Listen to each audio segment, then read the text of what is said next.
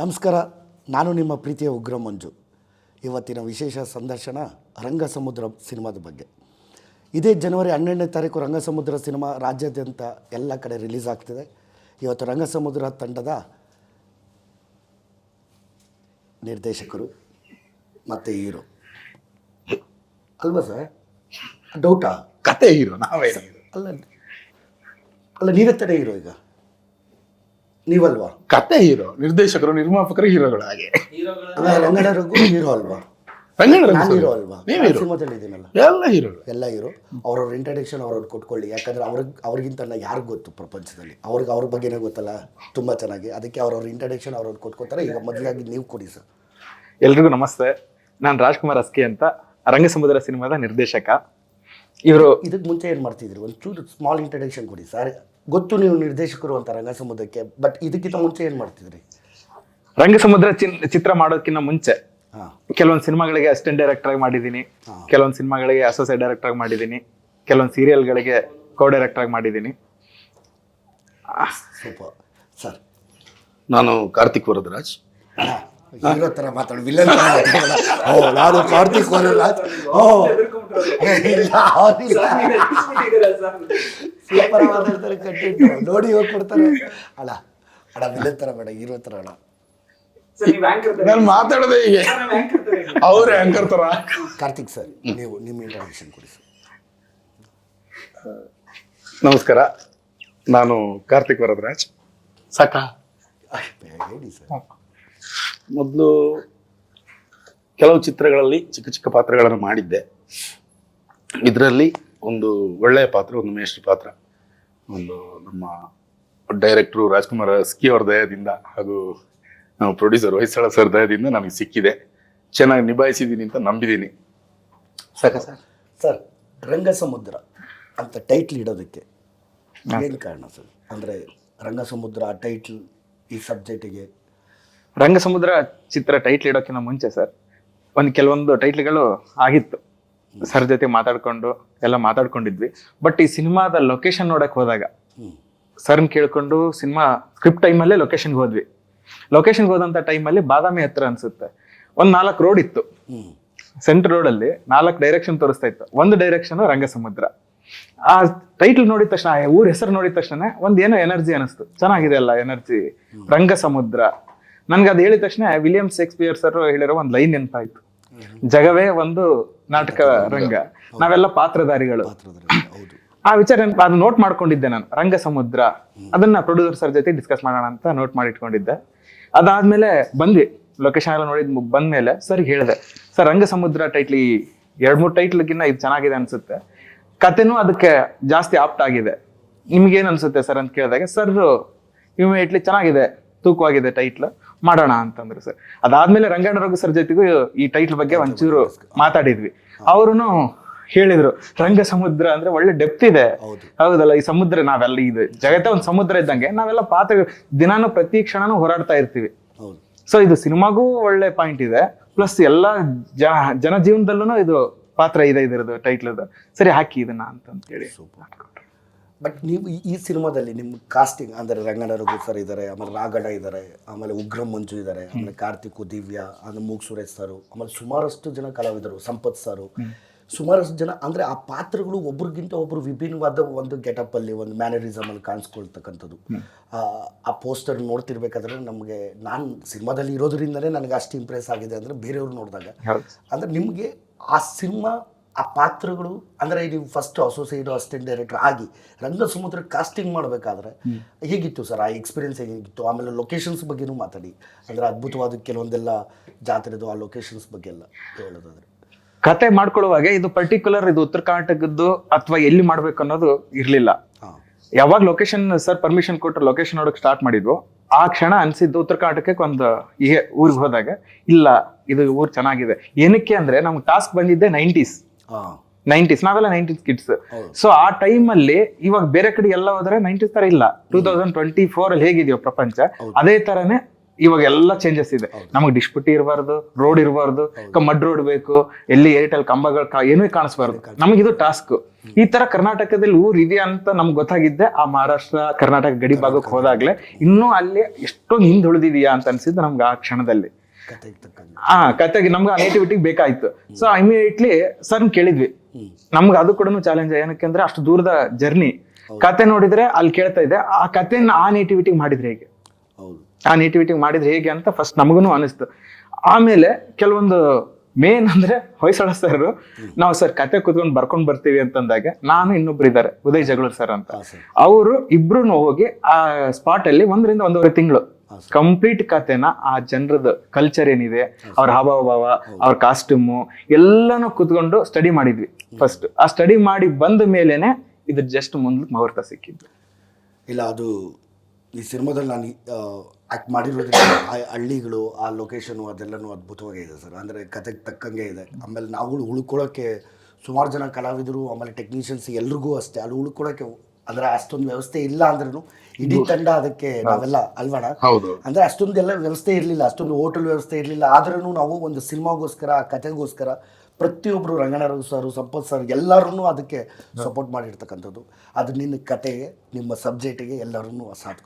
Karthik sir ಹೇಳಿ sir, ನಿಮ್ಮದು ಈ ಸಿನಿಮಾದಲ್ಲಿ ನಿಮ್ಮ ಒಂದು ಪಾತ್ರದ ಬಗ್ಗೆ ಹೇಳೋದಾದ್ರೆ, ಅಂದರೆ ಇದು ಮಂಗಳೂರಲ್ಲಿದ್ದಂಥ ಒಬ್ಬ ವ್ಯಕ್ತಿಯನ್ನ ತಾಸು ಅಲ್ಲಿಗೆ ಕಳಿಸಿರ್ತಾರೆ ಆ ಪ್ರದೇಶಕ್ಕೆ. ಯಾಕಂದ್ರೆ ಅವನು ಎಲ್ಲೋ ಸ್ವಲ್ಪ ಉಲ್ಟಾ ಮಾತಾಡುವಂತ ಗುಣದಿಂದಾಗಿ ಆಫೀಸರ್ಗಳಿಗೆ ಕೋಪ ಬಂದು ಇವ್ರಿಗೆ ಕಲ್ಸ್ಬೇಕು, ಇವನಿಗೆ ನೀರಿಲ್ಲದಲ್ಲಿ ಕಳಿಸ್ಬೇಕು, ಆ ಕಡೆ ಕಳ್ಸಿರ್ತಾನೆ. ಅಲ್ಲಿ ಒಂದು ಹೆಣ್ಣನ್ನ ಕಂಡು ಅವನಿಗೆ ನಾನು ಇರೋದಾದ್ರೆ ಇಲ್ಲಿ ಇರ್ಬೇಕು ಅಂತ ಫೀಲ್ ಆಗಿರುವಂತ ನನ್ನ ಪಾತ್ರ.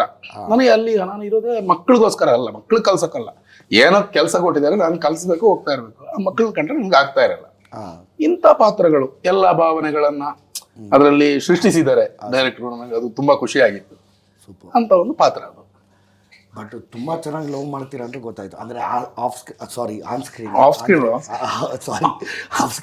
ಸ್ಕ್ರೀನ್ ಅದು ತುಂಬಾ ಚೆನ್ನಾಗಿ ಲವ್ ಮಾಡೋದು, ಅಂದ್ರೆ ಪ್ರೀತಿ ಮಾಡ್ತೀರಾ ಎಲ್ರು ಅಂತ ಗೊತ್ತಾಯ್ತು. ಲವ್ ಮಾಡಕ್ಕೆ ಕಾರಣನೇ ಡೈರೆಕ್ಟರ್. ಯಾಕಂದ್ರೆ ನಾನು ಆಮೇಲೆ ನಮ್ಮ ಡ್ಯಾನ್ಸ್ ಮಾಸ್ಟ್ರು, ಧನು ಮಾಸ್ಟ್ರು, ಅದಕ್ಕಿಂತ ಮೊದಲು ನಾನು ಬರೆದವರು. ಈಗ ಒಂದು ಸಾಂಗ್ ಸಾಂಗ್ ಬರೆದಿರುವಂತ ವಾಗೀಶ್ ಅವರು ಮತ್ತೆ ದೇಸಿ ಮೋಹನ್ ಅವರು ಕೊಟ್ಟಿರುವಂತ ಸಾಂಗ್ ಇಂದಾನೆ ಕಾಣಿಸ್ತಾ ಇರೋದು. ಬಟ್ ಸಕ್ಕತ್ತಾಗಿ ಸೈಕಲ್ ತುಳಿಲೇಬೇಕಲ್ಲ ಸರ್, ಮಾಸ್ಟರ್ ಬಿಡ್ತಾರ ಇಲ್ಲ ಅಂದ್ರೆ. ಇವರು ಲವ್ ಮಾಡೋಂತ ಅವಕಾಶ ಕೊಟ್ರು ನನಗೆ. ಅಂದ್ರೆ ನನಗೆ ಆ ಸಾಂಗ್ ಇದೆ ಅಂತಾನೆ ಗೊತ್ತಿರ್ಲಿಲ್ಲ, ನನಗೆ ಹೇಳಿರ್ಲಿಲ್ಲ. ನಾನು ಮೊದಲೇ ಮಾತುಕತೆ ಆದಾಗ ನಾನೊಬ್ಬ ಇದು ಏನು ಡೈಲಾಗ್ ಹೇಳಬಲ್ಲೆ, ಡ್ಯಾನ್ಸು ಸಾಂಗ್ ಆದ್ರೆ ನನ್ ಸ್ವಲ್ಪ ಆಗಲ್ಲ ನಾವು ಹಿಂದೆ ಅಂತ ಓಡ್ತಾ ಇದ್ದೆ. ಆದ್ರೆ ಧನು ಮಾಸ್ಟ್ರು ಮತ್ತೆ ಇವರು ಸೇರಿ ನನ್ನನ್ನು ಆ ಒಂದು ಸಾಂಗ್ ಮಾಡೋ ಹಾಗೆ ಅದು ತುಂಬಾ ಖುಷಿ. ಅದ್ ಮಾಡಿದ ನಂತರ ಅಂತ ನನಗೆ ಹೌದಪ್ಪ ಕರೆಕ್ಟ್ ನಾವು ಮಾಡ್ಬೇಕಾಗಿತ್ತು ಈ ಟೈಮ್. ಬಟ್ ಆ 60 years ಎಕ್ಸ್ಪೀರಿಯನ್ಸ್ ಆ ಸಾಂಗ್ ಎಲ್ಲ ಆಗಿದೆ. ಎಲ್ಲ ತರದ ಆ ತರದ ಎಕ್ಸ್ಪೀರಿಯನ್ಸ್ ಎಲ್ಲ ಆಗಿದೆ. ಈ ಸಿನಿಮಾ ರಂಗಸಮುದ್ರ ಅಂದ್ರೆ ಹೇಗೆ ಹುಟ್ಕೋತು ಕತೆ, ಆಮೇಲೆ ಇದಕ್ಕೆ ರಂಗಸಮುದ್ರಕ್ಕೆ ಹೇಗೆ ಟೆಕ್ನಿಷಿಯನ್ಸು ಅಂದರೆ ವೆರಿ ಇಂಪಾರ್ಟೆಂಟ್ ಟೆಕ್ನಿಷಿಯನ್ಸು. ಯಾಕಂದರೆ ಆ ವಿಜುವಲ್ಸ್ ನೋಡ್ತಿರ್ಬೇಕಾದ್ರೆ ಮ್ಯೂಸಿಕ್ಕು, ಬ್ಯಾಕ್ಗ್ರೌಂಡ್ ಮ್ಯೂಸಿಕ್ಕು, ಆ ಶಿವ ಲೈಕ್ ಆ ಸಾಂಗು, ಆ ವಿಜುವಲ್ಸ್ ಪ್ರತಿಯೊಂದು ವೆರಿ ಇಂಪಾರ್ಟೆಂಟ್. ಆ ಟೆಕ್ನಿಷಿಯನ್ಸು, ಕಲಾವಿದರು ಎಷ್ಟು ಇಂಪಾರ್ಟೆಂಟು, ಟೆಕ್ನಿಷಿಯನ್ಸು ಅಷ್ಟೇ ಇಂಪಾರ್ಟೆಂಟ್ ಇದೆ. ಅದು ಕತೆ ಹೇಗೆ ಹುಟ್ಕೋತು, ಇವರೆಲ್ಲ ಹೇಗೆ ಆಯ್ಕೆ ಆದರು ಅಂತ ಅಂದರೆ ಕತೆ ಉಟ್ಕೊಂಡಿದ್ದು ಸರ್. ನನ್ನ ಕತೆ ಹಿಂದ್ಗಡೆ ಜರ್ನಿ ನೋಡ್ತಾ ನನಗೂ ಏನಾದ್ರು ಮಾಡ್ಬೇಕು ಅಂತ ಅನಿಸ್ತು. ಕೆಲವೊಂದು ಸನ್ನಿವೇಶಗಳನ್ನೆಲ್ಲ ಫೇಸ್ ಮಾಡಿದ್ಮೇಲೆ ಅನಿಸಿದಾಗ ಒಂದು 3-4 ಕತೆಗಳನ್ನ ರೆಡಿ ಮಾಡ್ಕೊಳ್ತಾ ಇದ್ವಿ. ಆ ಟೈಮಲ್ಲಿ ಉಟ್ಕೊಂಡಿರೋ ಕತೆನ ರಂಗಸಮುದ್ರ. ಕೆಲವೊಂದು ಕ್ಯಾರೆಕ್ಟರ್ಗಳನ್ನ ರಿಯಲ್ ಆಗಿ ಅಲ್ಲಿ ಇಲ್ಲಿ ನೋಡಿರ್ತಾ ಇದ್ವಿ. ಅದನ್ನ ಇಟ್ಕೊಂಡು ಕತೆ ಪೋಣಿಸ್ತಾ ಹೋದಾಗ ಒಂದು ಇನ್ನೂ ಕಂಪ್ಲೀಟ್ ಆಗಿರ್ಲಿಲ್ಲ. ಪ್ರೊಡ್ಯೂಸರ್ ಸರ್ ಹೇಳುವಾಗ ಇನ್ನೂ ಸಿನಿಮಾ ಕಂಪ್ಲೀಟ್ ಆಗಿ ಹೇಳಿರ್ಲಿಲ್ಲ. ಕ್ಲೈಮ್ಯಾಕ್ಸ್ ಬ್ಯಾಲೆನ್ಸ್ ಇತ್ತು, 2 ಕ್ಲೈಮ್ಯಾಕ್ಸ್ ಹೇಳಿದ್ವಿ, ಫೈನಲ್ ಮಾಡ್ಬೇಕು. ಅದನ್ನ ಡೈರೆಕ್ಟರ್ ಮೇಲೆ ಬಿಟ್ರು ಪ್ರೊಡ್ಯೂಸರ್ ಸರ್. ಬಿಟ್ಟಾದ್ಮೇಲೆ ಆ ಕ್ಲೈಮ್ಯಾಕ್ಸ್ನೆಲ್ಲ ರೆಡಿ ಮಾಡ್ಕೊಂಡು 1 ವಾರ ಟೈಮ್ ತಗೊಂಡು ಮುಗೀತು, ಕತೆ ಎಲ್ಲ ಮುಗೀತು. ಆ ಕತೆಗೆ ಟೆಕ್ನಿಷಿಯನ್ಸ್, ಯಾಕಂದ್ರೆ ಮೇನ್ ಒಂದು ಸಿನಿಮಾಗೆ ಸರ್ ಆರ್ಟಿಸ್ಟ್ಗಳು ಎಷ್ಟು ಇಂಪಾರ್ಟೆಂಟು ಹಾಗೆ ಟೆಕ್ನಿಷಿಯನ್ಸ್ ಅಷ್ಟೇ ಇಂಪಾರ್ಟೆಂಟ್. ಅದಕ್ಕೆ ಯಾರನ್ನ ಚೂಸ್ ಮಾಡೋದು? ಇವಾಗ ನಾವು ನೋಡ್ಬೋದು, ನಾವು ಮಾತಾಡ್ಬೋದು, ಇಲ್ಲಿರುತ್ತೆ. ಬಟ್ ಇದು ಸ್ಕ್ರೀನಲ್ಲಿ ಕಾಣುವಾಗ ಆ ವಿಜುವಲ್ಸ್ನ ಯಾರು ತೋರಿಸೋದು ಟಾಸ್ಕ್. ನನಗೂ ಇಷ್ಟೊಂದು ಜನ ನಾನು ಹುಡುಕ್ತಾ ಇದ್ದೆ DOP ಅಂತಂದಾಗೆ ಫಸ್ಟ್ ನನಗೆ ಅನ್ಸಿದ್ದು ಒಬ್ಬರಿಬ್ಬರ ಜೊತೆ ಮಾತಾಡ್ಕತೆ ಆಗಿತ್ತು. ಅದಾದ್ಮೇಲೆ ಆರ್ ಗಿರೀಶ್ ಸರ್ ಗೊತ್ತಿಲ್ಲ, ಅವ್ರು ದೊಡ್ಡ ಸೀನಿಯರ್ ಕ್ಯಾಮ್ರಾಮನ್, ಶಬ್ದವೇದಿ ಅಂತ ಸಿನಿಮಾಗಳೆಲ್ಲ ಮಾಡಿದ್ದಾರೆ, ವಿಷ್ಣು ಸರ್ ಹಿಡಿದಿದ್ದಾರೆ, ಪ್ರತಿಯೊಬ್ಬ ಲೆಜೆಂಡ್ಗಳಿಗೂ ಕ್ಯಾಮ್ರಾ ಹಿಡಿದಂತ ವ್ಯಕ್ತಿ ಅವರು ಲೆಜೆಂಡ್. ಅವರು ನನ್ನ ಸಿನಿಮಾ ಚೂಸ್ ಮಾಡೋಕೆ ಮಾಡ್ಕೊಂಡಿರೋದೇ ನನ್ ಪುಣ್ಯ. ಫಸ್ಟ್ ಆಫ್ ಆಲ್ ಹೇಗ್ ಸೆಲೆಕ್ಟ್ ಮಾಡಿದ್ರು, ಕತೆ ಕೇಳಿದ್ರು ಅವರು. ಸಾಬ್ರ ಕತೆ ಏನು ಅಂತಂದು ಕೇಳಿದಕ್ಕೆ ಕತೆ ಕೇಳಿದ್ಮೇಲೆ ಅವರು ಮಾಡೋಣ ಅಂತಂದ್ರು. ಅವರು ಸಾಥ್ ಕೊಟ್ಟಿರೋದೇ ನನಗೆ ದೊಡ್ಡ ಪುಣ್ಯ. ಅದ್ರ ಜೊತೆಗೆ Srikanth editor, Ugramm cinema editor, ಅವರು ಸಿನಿಮಾನ ಇಲ್ಲೇ ಈ ಸ್ಟುಡಿಯೋಯಿಂದಾನೇ ಶ್ರೀಕಾಂತ್ ಸರ್ಗೆ ಹೋಗಿದ್ದು. ಅಲ್ಲಿಗೆ ಹೋದ್ಮೇಲೆ ಅವರು ನಾನು ಮಾಡೋಕ್ಕಿಂತ ಮುಂಚೆ ಕತೆ ಕೇಳ್ತೀನಿ, ನೀವು ಮಾಡ್ತೀನಿ ಅಂತ ಅನ್ಕೋಬೇಡಿ, ಕತೆ ಕೇಳ್ತೀನಿ ಫಸ್ಟ್, ಆಮೇಲೆ ಡಿಸೈಡ್ ಮಾಡೋಣ ಅಂದ್ರು. ಕತೆ ಕೇಳಿದ್ರು, ಒಂದ್ 15 ನಿಮಿಷ ಕತೆ ಕೇಳಿದ್ಮೇಲೆ ರಾಜ್ಕುಮಾರ್ ಈ ಸಿನಿಮಾ ಯಾರು ಮಾಡ್ಬೇಕು ಅಂತ ಅವರೇ ಮಾಡ್ತಾರೆ, ತಲೆ ಕೆಡ್ಕೋಬೇಡಿ, ಚೆನ್ನಾಗಿದೆ ಕತೆ. ಆಮೇಲೆ ವಿಜುವಲ್ಸ್ ನೋಡಿದ್ರು, ವಿಜುವಲ್ ನೋಡಿದ್ಮೇಲೆ ಅವ್ರಿಗೆ ಅನಿಸ್ತು ಇಲ್ಲ ಇದನ್ನ ಮಾಡ್ತೀನಿ, ಕನ್ಫರ್ಮ್ ಆಯ್ತು, ಅವರು ಒಪ್ಕೊಂಡ್ರು. ಹೀಗೆ ಕಾಸ್ಟ್ಯೂಮರ್ ಇಂದ ಹಿಡಿದು ಆರ್ಟ್ ಡೈರೆಕ್ಟರ್ ಇಂದ ಹಿಡಿದು ಪ್ರತಿಯೊಬ್ರು ಅದಕ್ಕೆ ಇನ್ನೂ ಸಾಥ್ ಕೊಟ್ಟಿದ್ದು ಧನು ಮಾಸ್ಟ್ರು. ಸಾಂಗ್ಗಳಿಗೆಲ್ಲ ಹೇಳಿದ್ರು, ರಾತ್ರಿ ಎಲ್ಲ ಡಿಸ್ಕಸ್ ಮಾಡ್ಕೊಂತ ಇದ್ವಿ. ಅವರು ಒಂದು 10:30 ಬರೋರು, ಅವರು ಪ್ರತಿಯೊಂದನ್ನು ಡಿಸ್ಕಸ್ ಮಾಡೋದು, ಈ ಸಾಂಗ್ ಹಿಂಗ್ ಮಾಡ್ಬೇಕು, ಹೆಂಗ್ ಶೂಟ್ ಮಾಡೋದು, ಇದಕ್ಕೆ ಅಂದ್ರೆ ಪ್ರತಿಯೊಂದು ಸಾಂಗ್ ಅಲ್ಲೂ ಕತೆ ಇದೆ ಸರ್. ಹಾಗೆ ಡೈರೆಕ್ಟರ್ ಸುಮ್ಮನೆ ಪ್ರತಿಯೊಂದು ಸಿನಿಮಾದಲ್ಲೂ ಇರುತ್ತೆ, ನಾವೇನು ಮಾಡ್ಲಿಲ್ಲ, ಕತೆಗೆ ಆಪ್ಟ್ ಆಗಿರುವಂತದ್ದನ್ನೇ ನಾವು ಸೀಕ್ವೆನ್ಸ್ಗಳನ್ನ ಕ್ರಿಯೇಟ್ ಮಾಡ್ಕೊಳ್ತಾ ಇದ್ವಿ. ಅದನ್ನ ಮೀರಿ ಮ್ಯೂಸಿಕ್ ಬಗ್ಗೆ ನಾನು ಮಾತಾಡ್ಲೇಬೇಕು. ಏನಕ್ಕಂದ್ರೆ ಪ್ರತಿಯೊಂದು ಸಾಂಗ್ ಇವತ್ತು ಮಾತಾಡ್ತಾ ಇದ್ದಾವೆ ಆಚೆ. ಆ ಕೈಲಾಸ ಸಾಂಗ್ ಆಗಿರ್ಬೋದು, ಹತ್ತೂರಿನ ದೀಪ ಸಾಂಗ್ ಆಗಿರ್ಬೋದು, ಇವಾಗ ಕೇಳಿರುವಂತ ಅಷ್ಟು ಸಾಂಗ್ಗಳು ಕೊಟ್ಟಂತ ಮೋಹನಣ್ಣ, ದೇಸಿ ಮೋಹನ್ ಅಂತ, ಅವರು ನಮ್ ಸೀನಿಯರ್, ಒಳ್ಳೆ ಅದ್ಭುತ ಸಾಂಗ್ಗಳು ಕೊಟ್ರು. ಕತೆ ಕೇಳಿದಾರೆ, ಆದ್ರೆ ಅವ್ರಿಗೆ ಸೆಕೆಂಡ್ ಆಪ್ಷನ್ ತಗೊಂಡಿಲ್ಲ ಸರ್. ಪ್ರತಿಯೊಂದನ್ನು ಫಸ್ಟ್ಗೆ ಅವ್ರನ್ನ ಸೆಲೆಕ್ಟ್ ಮಾಡಿದ್ದು ನಮ್ಮ ಹೊಯ್ಸಳ ಸರ್. ಯಾಕಂದ್ರೆ ನಾವೆಲ್ಲ ಹೊಸಬ್ರು, ಮೋಹನ್ ಅವರು ಹೊಸಬ್ರು, ವಾಗೀಶ್ ಅವರು ಹೊಸಬ್ರು, ಅವ್ರು ವಾಗೀಶ್ ಅನ್ನೋರು ಸಾಹಿತಿ, ಅವರು ಹೊಸಬ್ರು, ಪ್ರತಿಯೊಬ್ರು ಹೊಸಬ್ರು. ಆದ್ರೆ ಹೊಸಬ್ರಿಗೆ ಸಾಥ್ ಕೊಡ್ತಾರಲ್ಲ, ಅದು ದೊಡ್ಡತನ. ಹಾಗೆ ಪ್ರತಿಯೊಂದನ್ನು ಅದೇ ಪ್ರತಿಯೊಂದು ಆಗ್ತಾ ಹೋಯ್ತು. ಅದು ನಿಮ್ಮನ್ನು ಮಾತಾಡ್ತಿರ್ಬೇಕಾದ್ರೆ, ನಿಮ್ಮ ಎಕ್ಸ್ಪೀರಿಯನ್ಸ್ ಹೇಳ್ತಿರ್ಬೇಕಾದ್ರೆ ನಿಮ್ಮ ಕಣ್ಣಲ್ಲಿ ಆ ಎಮೋಷ್ನಲ್ಲು, ಲೈಕ್ ಎಲ್ಲನೂ ನಿಮಗೆ ಆ ಸ್ಟಾರ್ಟಿಂಗ್ ಸ್ಟೇಜಿಂದ ಬಂದಿರ್ತಕ್ಕಂಥದ್ದು ಇದೆಯಲ್ಲ. ಇವಾಗ ನೀವೆಲ್ಲ ರೆಡಿ ಮಾಡಿಟ್ಟಿರ್ತೀರಲ್ಲ, ಬಟ್ಟೆ ಹಾಕ್ಕೊಂಡು ಮೇಕಪ್ ಹಾಕ್ಕೊಂಡು, ನೀವು ಹೇಳಿದ್ದನ್ನ ಒಂದು ಸ್ವಲ್ಪ ಅಲ್ಲೋ ಇಲ್ಲೋ ಒಂದು ಸ್ವಲ್ಪ ಇಂಪ್ರೂವೈಸೇಷನ್ ಮಾಡ್ಕೊಂಡು ಮಾಡ್ತೀರ. ಬಟ್ ನಿಮಗೆ ಆ ಖುಷಿನೇ ಎತ್ತು ಕಾಣಿಸ್ತಿದೆ. ಅಂದರೆ ಜನವರಿ 12 ಡೇಟ್ ಅನೌನ್ಸ್ ಆಗಿದೆ, ಆಮೇಲೆ ಆ ಕಣ್ಣಲ್ಲಿ ನಿಮ್ಗೆ ಆ ಎಮೋಷ್ನಲ್ಲು ಅದಕ್ಕೆ ಎಲ್ಲನೂ ಕಾಣಿಸ್ತಿದೆ ಸರ್. ಜನವರಿ 12ಕ್ಕೆ ಸಿನಿಮಾ ನೋಡೋದಕ್ಕೆ ಥಿಯೇಟ್ರಿಗೆ ಏನಕ್ಕೆ ಬರಬೇಕು, ಯಾತಕ್ಕೆ ಬರಬೇಕು ಅಂತ ಕರ್ನಾಟಕದ ಜನತೆಗೆ ಹೇಳೋದಾದ್ರೆ ಕೇಳ್ಕೊಂಡು. ಕರ್ನಾಟಕದ ಜನ ಮೇನ್ ಈ ಸಿನಿಮಾ ನೋಡ್ಲೇಬೇಕು. ಯಾಕೆ ಅಂದ್ರೆ ಪ್ರತಿಯೊಂದು ಕಂಟೆಂಟ್ ಸಿನಿಮಾಗಳನ್ನು ಗೆಲ್ಸಿದ್ದಾರೆ. ಮೇನ್ ಕಾಂತಾರ ಆಗಿರ್ಬೋದು, ಈ ತರ ಸರ್ಕಾರಿ ಹಿರಿಯ ಪ್ರಾಥಮಿಕ ಶಾಲೆಗಳು, ಪ್ರತಿಯೊಂದು ಇತ್ತೀಚೆಗೆ ಬಂದಂತ ಕಂಟೆಂಟ್ ಸಿನಿಮಾಗಳು ಕನ್ನಡ ಆಡಿಯನ್ಸ್ ಗೆಲ್ಸಿದ್ದಾರೆ. ಸೊ ಇದು ಕಂಟೆಂಟ್ ಸಿನಿಮಾ, ಇದು ಹೀರೋಯಿಸಮ್ ಸಿನಿಮಾ ಅಲ್ಲ, ಮಾಸ್ ಸಿನಿಮಾ ಅಲ್ಲ, ಮತ್ತೊಂದೇನಲ್ಲ, ಅದನ್ನೆಲ್ಲ ಮೀರಿದಂತ ಒಂದು ಸಿನಿಮಾ ಇದು. ಸಿನಿಮಾ ನೋಡಿದ್ಮೇಲೆ ಆಡಿಯನ್ಸೇ ಹೇಳ್ತಾರೆ, ಪ್ರತಿಯೊಬ್ರು ಹೇಳ್ತಾರೆ ಈ ಸಿನಿಮಾ ಯಾಕೆ ನೋಡ್ಬೇಕು ಅಂತ, ಅವರಿಂದ ರಿಸಲ್ಟ್ ಸಿಗುತ್ತೆ ಅಂತ ನಾವು ಕಾಯ್ತಾ ಇದೀವಿ. ಮೇನ್ ನೋಡ್ಬೇಕು ಅಂದ್ರೆ ಕಂಟೆಂಟ್ ಸರ್, ಈ ಸಿನಿಮಾದ ಕಂಟೆಂಟೇ ಮೇನ್ ಹೀರೋ.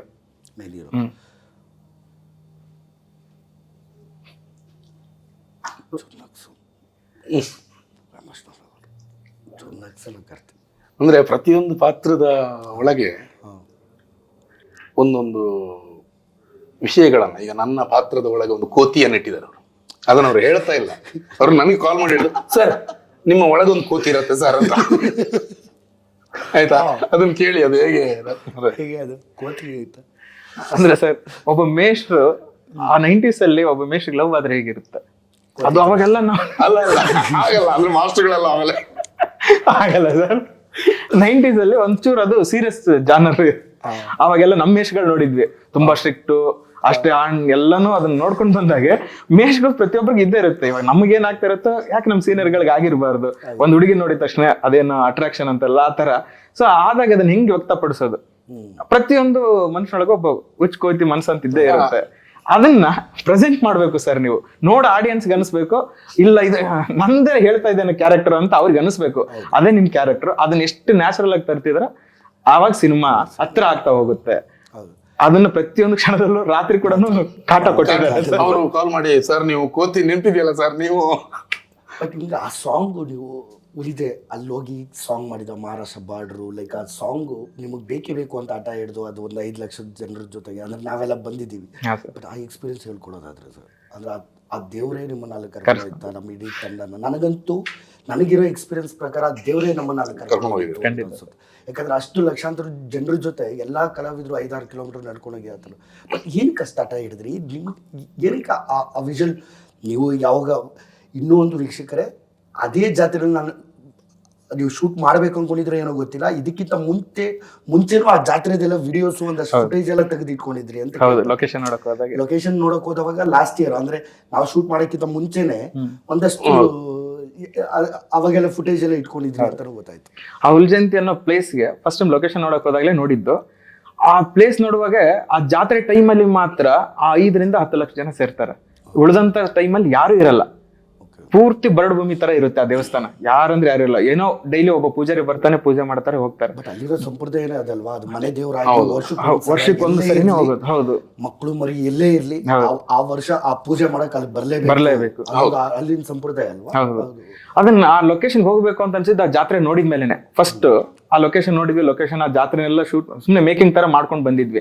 ಅದನ್ನ ಹೊಯ್ಸಳ ಸರ್ ಕೂಡ ಬಂದ್ರು ಆ ಟೈಮಲ್ಲಿ. ಸರ್ ಇಲ್ಲೊಂದು ಜಾತ್ರೆ ನಡೀತಿದೆ ಬನ್ನಿ ಅಂತಂದಾಗ ಬಂದಿದ್ರು. ಅವರು ಸಹ ನೋಡಿದ್ರು. ನಮ್ಗೆ ಟಾಸ್ಕ್ ಅಂತ ಬರೋದೇನೆ ಮೇನ್ ಆ ಜಾತ್ರೆ ಅಷ್ಟು ಜನಗಳ ಕ್ರೌಡ್ಗಳ ಮಧ್ಯೆ ನಾವು ಶೂಟ್ ಮಾಡ್ತೀವ.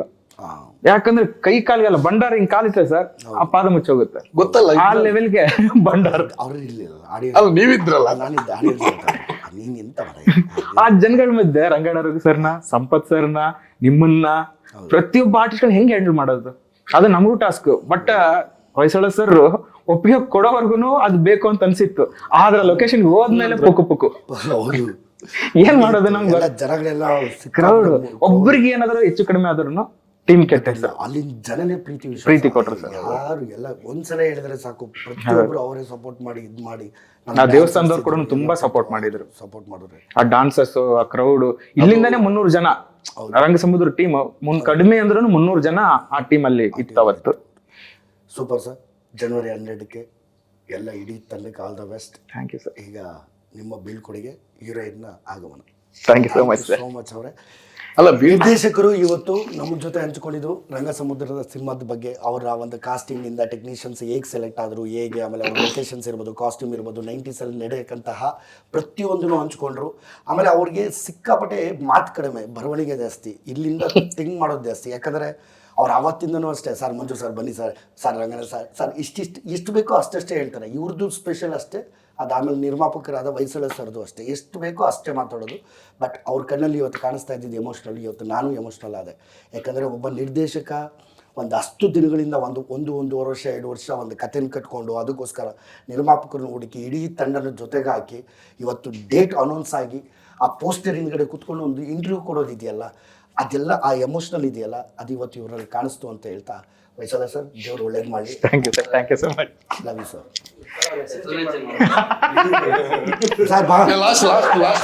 ಹೊಯ್ಸಳ ಸರ್ ಹೆಸರು ಬಟ್ ಅವರು ಆ ಎಮೋಷನಲ್ ಎಲ್ಲ ನಂಗೆ ಗೊತ್ತಾಯ್ತು.